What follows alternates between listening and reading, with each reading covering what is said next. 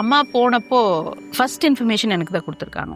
கம்பீரி நீ உடஞ்சிடக்கூடாது, ஏதோ கொஞ்சம் அப்படியே ஆரம்பிச்சாங்க. எனக்கு புரிஞ்சிருச்சு அப்பயே. அம்மா போயிட்டாங்களான்னு கேட்டேன் நான். ஆமா. அப்ப விஜிமா சமாதியில பௌர்ணமி அன்னைக்கு சாண்டிங் இருக்கும். போய் அந்த ஒரு 15 மினிட்ஸ் அங்க சம்போ சாண்டிங் தான் நடக்கும் அன்னைக்கு. அந்த சாண்டிங்ல உட்காந்துட்டு அப்படியே கண்ணில் தண்ணி நிக்காம கொட்டுது. சாண்டிங் நின்னது என் கண்ணில் தண்ணி நின்றுச்சு. அதுக்கப்புறம் சம நிசர்கா கேட்டாங்க, டீச்சர்ஸ் யாரையாவது மாத்தி அனுப்ப சொல்லலாம். நான் சொன்னேன், இவ்வளோ ஒரு வருஷம் சத்குரு கூட இருந்துட்டு இந்த அளவு கூட எனக்கு புரியலன்னா எப்படி? நான் போய் மூலையில உட்காந்து அழுத எங்க அம்மா என்ன வரவா போறாங்க.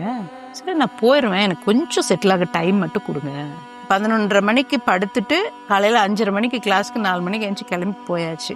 இன்ட்ரடக்ஷன் எல்லாம் எடுத்தேன். எனக்கு உள்ள ஒரு பாதிப்பே இல்லை. கிளாஸ்ல எல்லாம் பேசுறாங்க, என்ன அம்மா இருந்தது கூட போகணும், ஏதோ சத்குரு என்ன பிடிச்சு வச்சுட்ட மாதிரி பேசுறாங்க. நான் டெத்துக்கு அனுப்பல, இது பண்ண.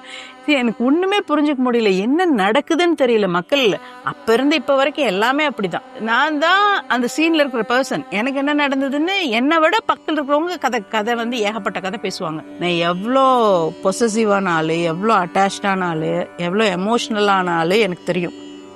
பட் என்னால் இப்படி நிற்க முடிஞ்சதுன்னா, என்னால் இப்படி நிற்க முடியும்னா ஏன் எல்லாருனால முடியாது? அதுக்கப்புறம் எனக்கு இப்பவுமே யாராவது இறந்துட்டாங்கன்னு சொன்னா போயிட்டாங்க, you just accept it and do whatever is needed. அது பார்க்காம அவங்க போயிட்டாங்க நம்ம கூடவா செத்து போயிட போறோம்? அது இல்லையே.